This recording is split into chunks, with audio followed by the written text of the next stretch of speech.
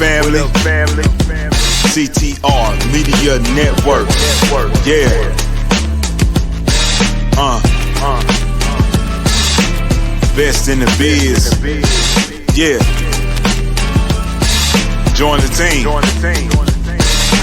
CTR is who we are, the media network, that's the best by far. Whether you listen at your home, at your job, in your car, come get the information that's needed above par. Never lasting, motivational podcasting, giving you the answers to the questions that you're asking. Serious talks and topics, how to come up and profit, how to better yourself, your health is here. We got it, reaching 350 million, they tuning in.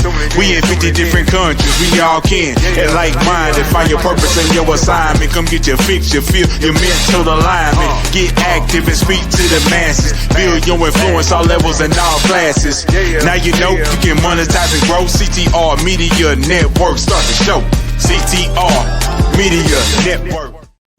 Welcome to CTR Media Network TV. Today's guest is someone who truly understands the mechanics behind powerful communication. She's a successful entrepreneur who has built multiple seven-figure companies, a best-selling author, and the founder of Same Page Publishing. Her book, Turn Words into Wealth, won Outstanding Nonfiction Book of the Year, and she's been featured everywhere, from ABC TV to Oprah Radio.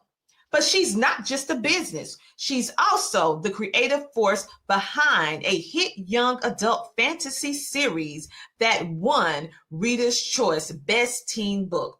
From the neuroscience of communication to turning books into movies, from the art of story selling to building a legacy in the age of AI. This episode is going to inspire, educate, and empower you to speak and succeed on purpose. Please welcome to the show, the phenomenal Aurora Winter. Thank you for that, Tina. I love that intro. And how we can help your audience turn their words into wealth. Yes, I'm so excited about that because many times we speak these words, but we don't know what to do with these words. You gotta have strategy. Yeah. So I am so happy that you are here on today. And speaking of wealth, because you are the woman of the hour dealing with wealth and how to place that. So you speak about words into wealth. So what's the first step someone should take when they're trying to turn their words into wealth, especially when they're just starting out? Well, I think the main mistake that people make when they're writing a book is they don't think beyond the book. And so tragically, most self-published books don't even sell 100 copies in their lifetime. I just launched a book for a client and she sold 2,000 books in the first week. And to put that in perspective, if she'd had 1,000 more sold, she might have been, a USA Today best-selling author. So there is a strategy behind how to do a book launch. There's also a strategy on how to use a book as the beginning of your relationship with the reader instead of thinking of it as the end of your relationship. And that's where I think most people make the mistake. They don't see the book as an appetizer and that they've got a whole buffet to offer. All right. Now, I never even thought about a book being the introduction to who you are, because many times I have not even heard anyone even mention a book in this way. And so now I understand a little bit more about how you can turn your words into wealth, because viewing it from that perspective, you're constantly building. You're building. So you built multiple seven-figure businesses. So how would you say storytelling directly played a role in you scaling up your ventures of your businesses? Oh, I'd love to jump into that. But just to finish off on the last point, the highest paid profession is to be a public speaker. And public speakers need a book. That is the price of entry. Just because, like, for example, you wouldn't work with a dentist who wasn't an MD. You wouldn't have a surgeon who didn't have his MD. It's the same as a speaker. You need to have a book. So moving on to businesses. Yeah, I am a diehard entrepreneur. I've launched my first business in my 20s, went on to launch a film and television production company, raised $5 million. We made 8 films. And I've been in different industries, coach training, selling boats as tax shelters, the yacht sales industry, the television industry. And now I'm in the publishing industry. So what is the common denominator? People are like, Aurora, what was the same? What was the same between all of these different industries was my words that turned words into, that created businesses or created wealth. So everybody has $1 million message, but most people don't take the time to really think through what is their $1 million message and how to distill it. So for example, Brene Brown, power in vulnerability. Wow. Or Tim Ferriss, the 4-hour work week. Wow. Or when I was in the yacht sales industry, it was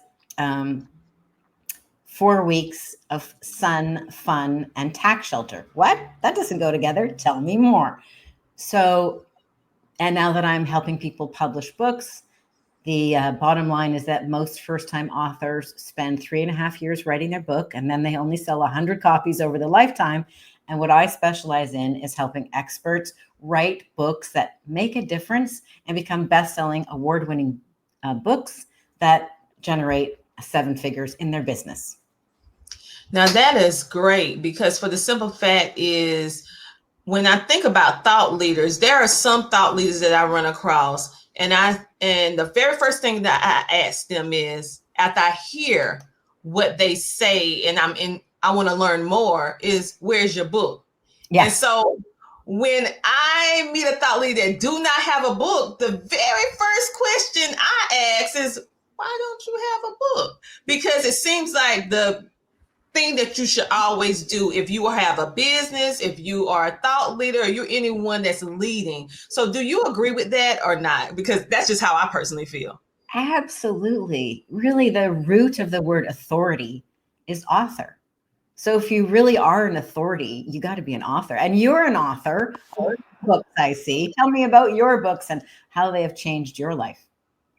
Oh, yeah. So for me, the power of podcasting, right? And so I do podcasting. The best way for me to be able to help more people is to put it in a book, and also to keep the conversation going. Yeah. Most people who read the book, they want to know how to do it, do all the mechanics of it.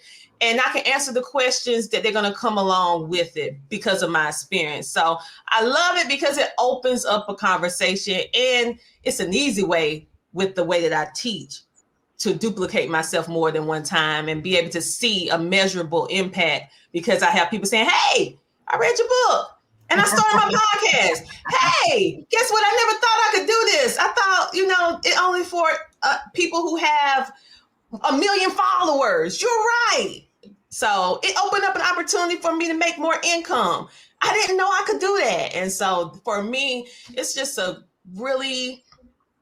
talking statement, but also just something that's leaving legacy. Even when I'm no longer here, my children can still receive the residuals from the book. So, and you're a mini celebrity. Now that you're an author, you're a celebrity, right? You're not only a podcast host, you're a celebrity.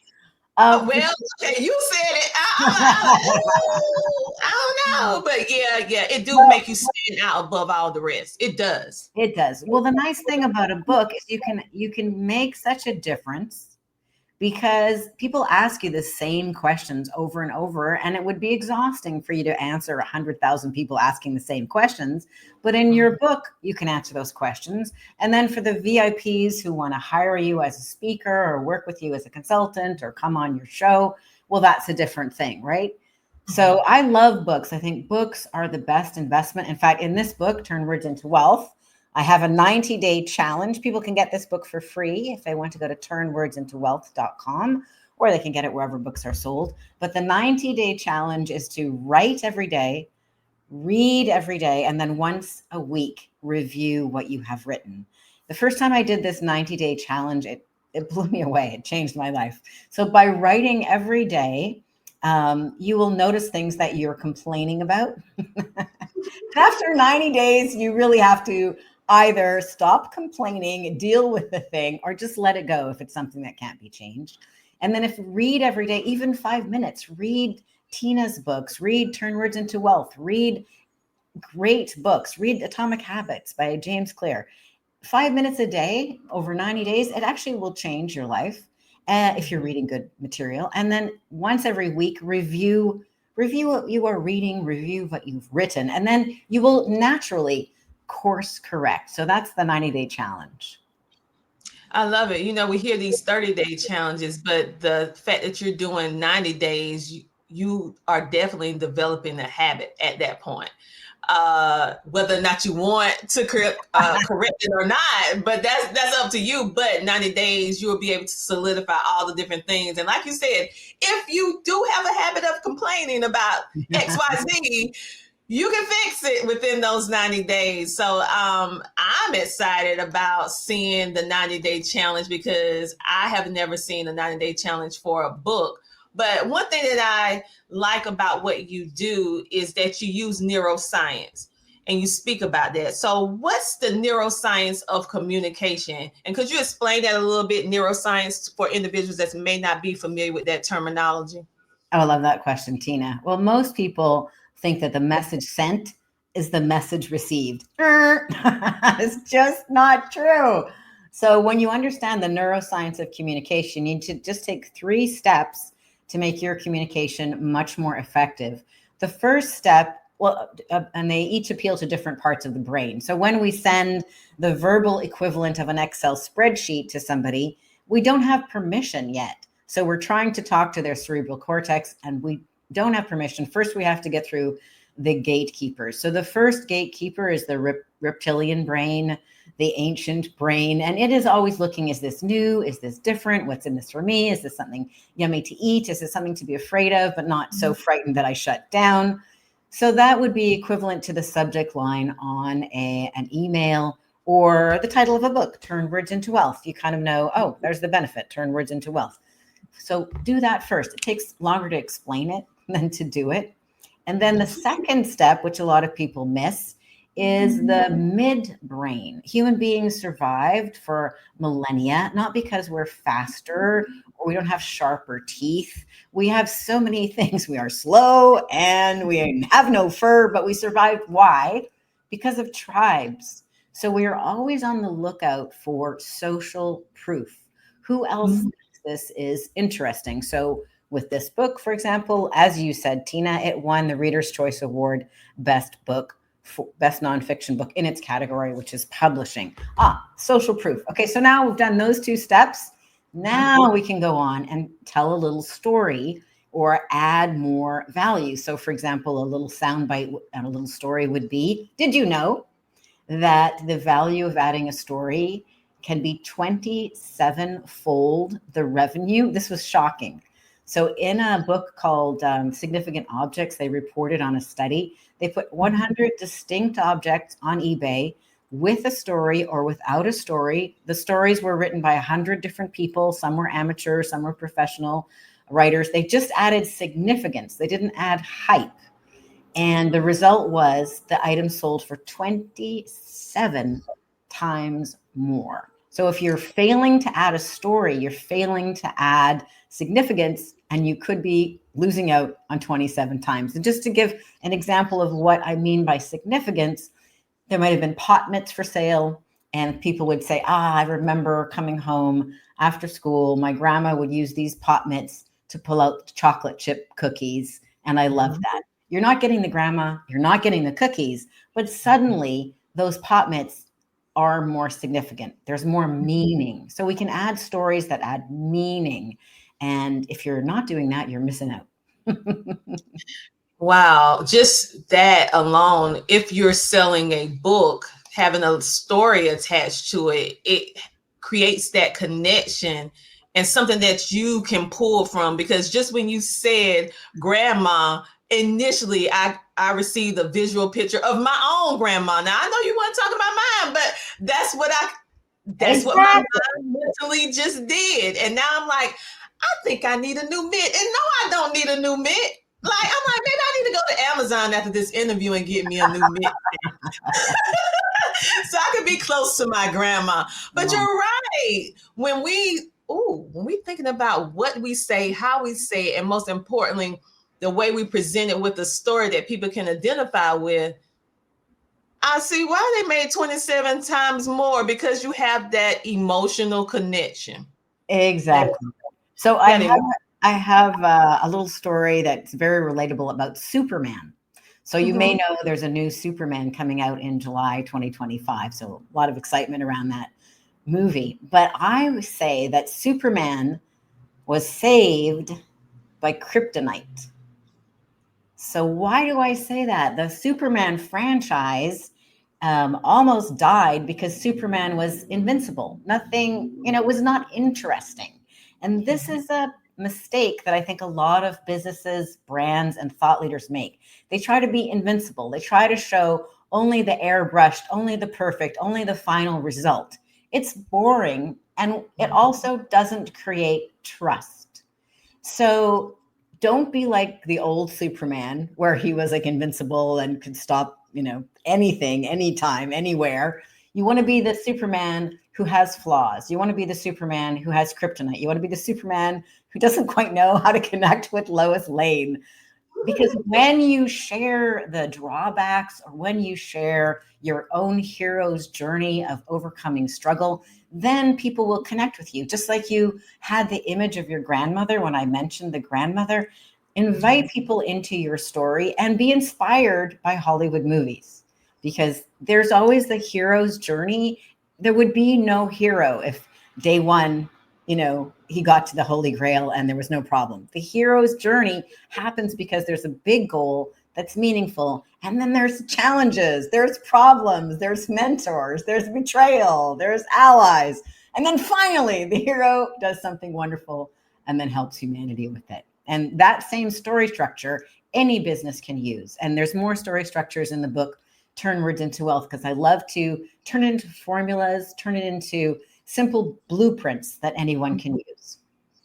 Wow. So speaking of formulas, because you gave us that, what we do with our words, but how can people really create multiple streams of income and impact with their book that they currently have, or the book that they desire to write in the future to brand their business?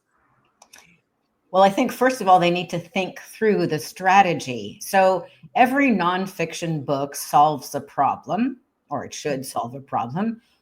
But once that problem is solved, what is the next problem that the person has? So think through that. For example, if you happen to be writing a book about having a baby, let's take that example. So, what to expect when you're expecting, when you're pregnant. Okay, so maybe you do everything you can to solve all of the problems that a pregnant woman would be facing in your book, What to Expect When You're Expecting. There is a book by that title. What happens after? Well, she has the baby. Now it's like what to expect in the first year of life, and then what to expect in the second year of life, and then how to get your kid into preschool. So anytime you solve a problem, there is a next problem. So think about that, and then invite people to your website, or to get a sequence of videos, or to work with you one-on-one to solve the next problem. So for example, I did my best not to hold anything back in Turn Words into Wealth. You can read this book and you can go ahead and execute without my help. But naturally, some people think, well, that sounds like a lot of work. Could you just do it for me, Aurora? And so those people, go to samepagepublishing.com and they sign up for a business breakthrough call. And yes, of course, I can do it for them. I can do it with them. So certain percentage of people will want the VIP white glove solution. Or if that's not what you're up to, a certain percentage of the readers will want to hire you as a speaker, hire you as a consultant. What is the next step? Or maybe they want to turn it into a movie, like as you mentioned at the get-go.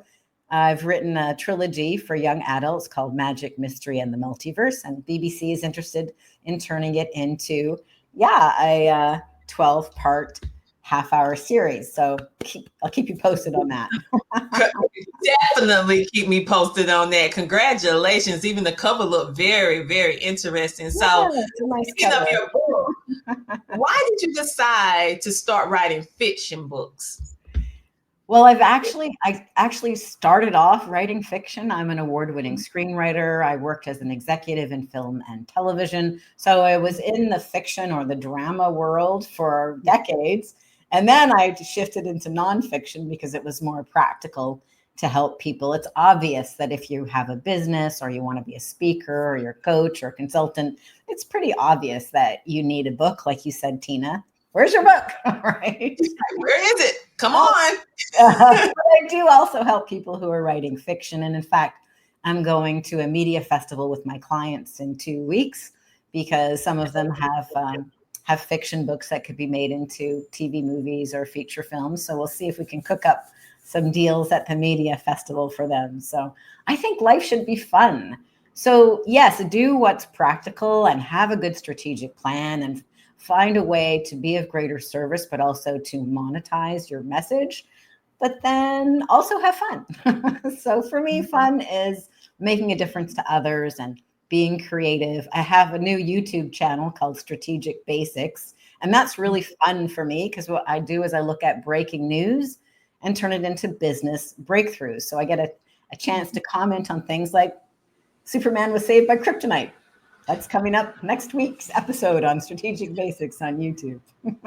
That sounds really, really good. So being that you are an award-winning author, you have experience in film and all of this dealing with media.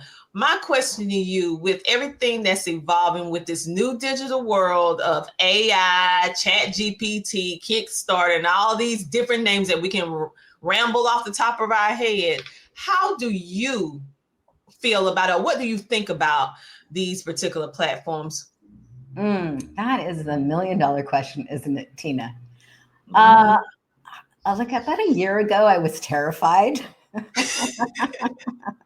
But now I've been working with Chat and Claude and Notebook LM and other things.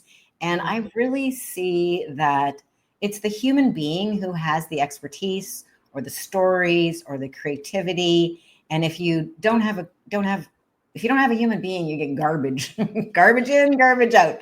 And so I'm leaning into it because it's here. The genie's out of the bottle. I'm choosing to lean into it as a magnifier of our own creativity. I think it's important to double down on being human, to really lean into what are your flaws? What's your kryptonite? What are your superpowers? What do you care about? How would you love to impact the world? And what legacy do you want to leave? All of these things are very personal to you. And then, yes, if you can use ChatGPT or other platforms to help you get more clear or to do your research or to create your thumbnails or whatever, more power to you. And for example, my son is a video game designer and he's all excited. He spent 10 years making his first video game. He did everything. 10 years. He made Sky as Arrows. It's on Steam. And now he's saying with Vibe, he thinks he can make a video game in a month. 10 years versus 1 month. So I think AI is going to, it could create an explosion of creativity because projects that were too costly in terms of time were abandoned. And now those projects, which may be in somebody's heart as their creative joy, could be expressed. So I am looking at the glass as half full. What about you, Tina? What do you think? At first, I was like, nope, no ma'am, no sir. Like, I don't really know. Thinking about some of the movies, Terminator and all that, I'm like, I don't know. But then later on, I started using ChatGPT maybe about 2 years ago, something similar to it, playing with a little bit. But then I started growing an appreciation for it. Because like you said, for a person that is a creative like myself, sometimes you get to these roadblocks and you can't quite get past that particular roadblock. So you stop and maybe you don't go back to that particular project because mentally you just like, I don't know what the next step is. Who do I talk to about this? Or even if anyone will quite understand the thought process in my mind with something that is not here yet, right? And so ChatGPT or Copilot, whichever one you decide to use, has really helped me be able to clarify my message, simplify my message, and widen my thinking on certain things because it will give you a different perspective on the same thing that you're doing. So it has its good things, but it also has its other things that I don't like. But for the most part, I do see how it is really giving entrepreneurs, especially ones who may be solopreneurs and have no team. I'm blessed to have a team, but it gives them the opportunity to be able to do more things, to be able to get something finally written down and work their thoughts out of their mind into on paper. And I feel that that is the key that most people don't do. Entrepreneurs, we work too much in our head and we don't have enough things written down. And for me, that was one of the things that it actually done for me, to the greater extent, because I do write things down, but I'm talking about on a greater level and quicker, getting from point A to point B quicker. So I do like it. I do like it for that, but I don't feel that individuals should be totally dependent on it, where you lose all the creativity and now you're sounding like a robot. I feel like the nuances of what make us human beings, you don't have to be afraid, like I was in the beginning, that we're going to get replaced. We're not going to get replaced. Yeah, because if it's just, it's the human being that makes it good. The other thing I was thinking about is really doubling down on being human. And so I think it's worth writing books, even if you never publish the book. It's worth writing a book because it forces you to distill your stories, to distill your expertise, to get it right down to the gold nuggets and the diamonds and get rid of all the mud that's around it. And that clarifies you as a human being. The other reason I started a YouTube channel, the new one is called Strategic Basics. What I do when I create books with people is I interview them. So it's on video. But what I'm doing with Strategic Basics is each chapter is a video. And the videos come out first on YouTube. But then the book, Strategic Basics, will be published. And you can read it or you can click on the link and go watch the video. And the reason I did that is I'm like, how can I double down on being human? How can I let people see who I am? I think video, like we're doing today, is great because it's a human being. Well, more or less, deep fakes exist, but this is not a deep fake. This is live.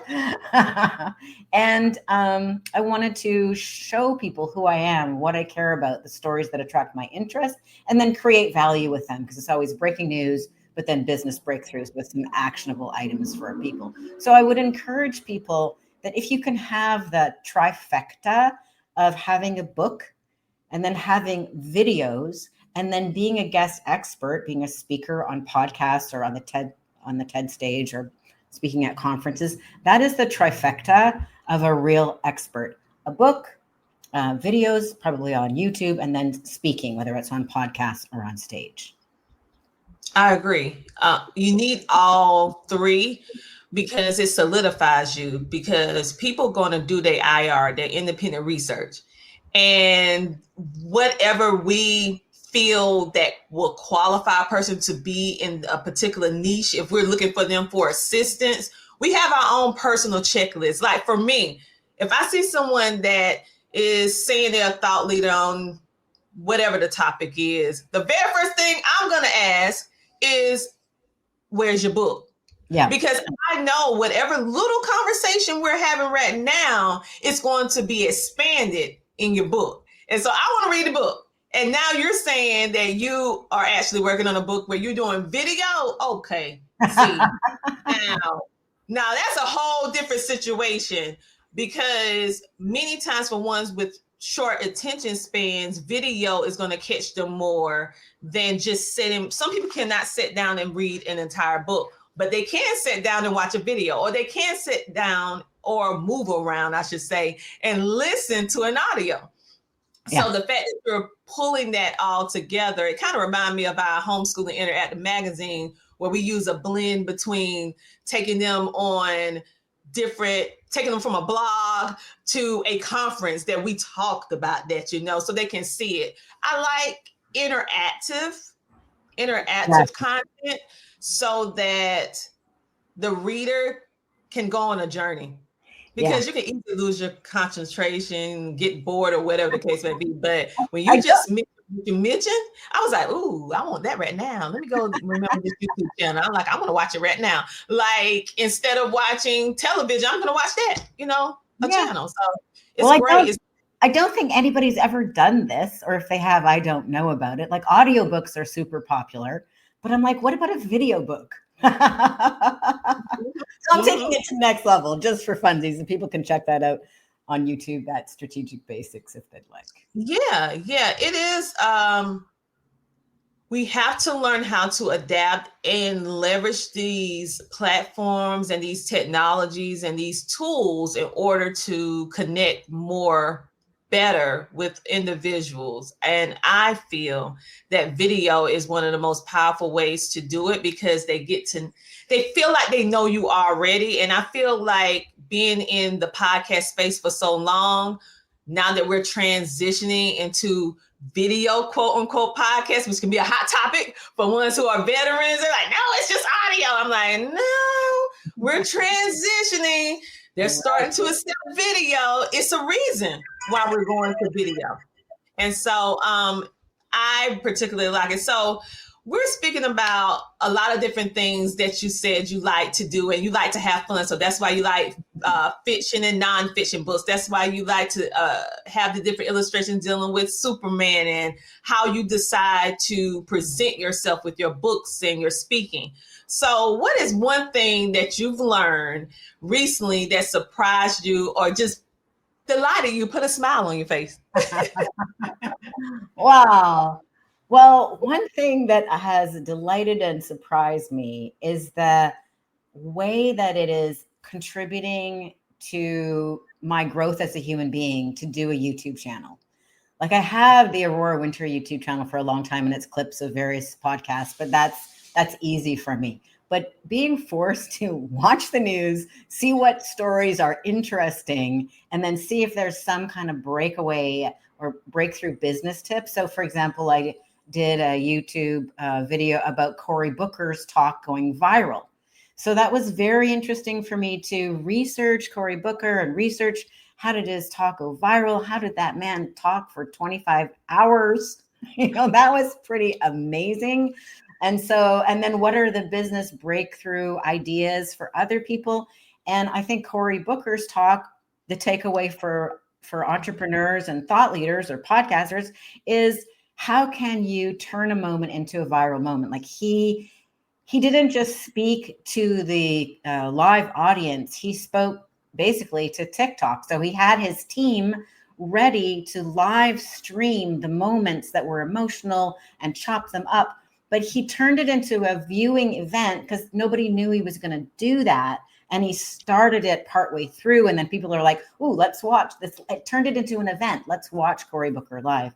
So I've had a lot of fun leaning into the news, and it's amazing how you usually can tease apart, or I can tease apart, some valuable business lesson from something that just happened. So that's fun. You sound like you enjoyed yourself a lot, and someone being live for that amount of hours, just in itself, trying to see when they're going to stop. You're like, okay, I'm just going to watch to see when it's going to end. And then here we go, 10 hours in, 11 hours in. You're like, wait a minute. I think he has something here. So you have been so amazing today on the show. I want you to tell us how our people can get in contact with you to find out more about what you do and how you do it. Oh, well, thanks, Tina. Well, I think the best thing is grab a copy of Turn Words into Wealth. Go to Amazon or any bookstore if you want to have your own personal print copy. Or if you like reading ebooks, you can get the ebook for free at turnwordsintowealth.com. And then if you, on the other hand, have kids or you like reading young adult fantasy, it's a trilogy. The third book's coming out on Kickstarter in a couple of months, but you can get Magic, Mystery, and the Multiverse for free on Amazon if you grab it this month. So Magic, Mystery, and the Multiverse, you can start reading the trilogy for free, and it's a Reader's Choice Book Award. And then if you happen to be in the 1% of people who are like, okay, that sounds great, Aurora, but could you just do it with me or for me? You can go to same page publishing.com, because I come on the same page as my clients, and you can sign up for a business breakthrough call with me, and I'll jump on a call and see if I can help you. I love it. I love it. So is there anything else you would like to share with the viewing and listening audience before we go, just in case we missed something?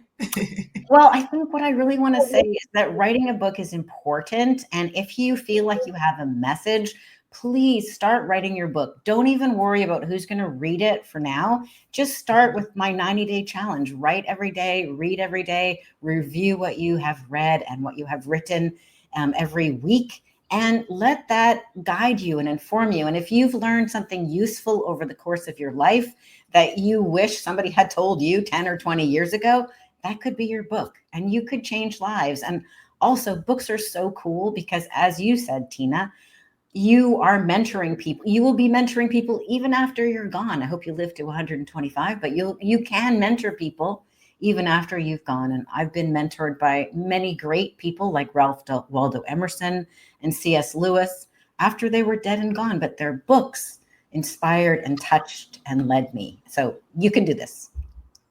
I love it. And for all of you that's sitting on the sidelines, this is your confirmation to go ahead and write the book. Okay. So many people have, I would call it book anxiety. They know they need to do it, and they deep down, they want to do it, but I don't know. They just don't do it. But I feel like with this particular episode, it's going to make them kickstart their book, okay? And go ahead and write it, because we definitely need you. We need your voice, because books, like I said, or I would say like Aurora said earlier, if you find yourself consistently repeating something over and over and over again, people asking you the same thing, listen, put it in a book. Put it in a book so that you won't have, you can just say it's in my book. Go ahead and get it. It's in my book.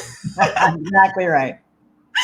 On that note, you guys have a great, amazing rest of your day. Today, we had the amazing Aurora Winter. She actually told us and showed us how you can turn your words into wealth. And I love how she breaks down the neuroscience by bringing in storytelling and helping us to see how we can actually use this AI. And you don't have to be afraid anymore for authors and entrepreneurs. For those of you who are listening in, of course, you can't see the screen, but for those of you who are watching on YouTube TV or any of the TV streaming platforms, make sure to tell a friend to scan me. Yes. If you're watching us on social media right now, it won't hurt. Just go ahead and touch the screen. Scan me now. Come on. Scan me and download the CTR Media Network app on today so you can watch this episode and so many more on CTR Media Network TV, along with over 30 plus shows that you can learn in every single part of your life, whether it's entrepreneurship, education, entertainment. The list goes on and on. Find the show that resonates with you and just keep watching it until you be able to have your breakthrough. You guys have a great, amazing rest of the day. And I will see you next week, same time, same place. Thank you for tuning in and watching. Talk to you later. Bye.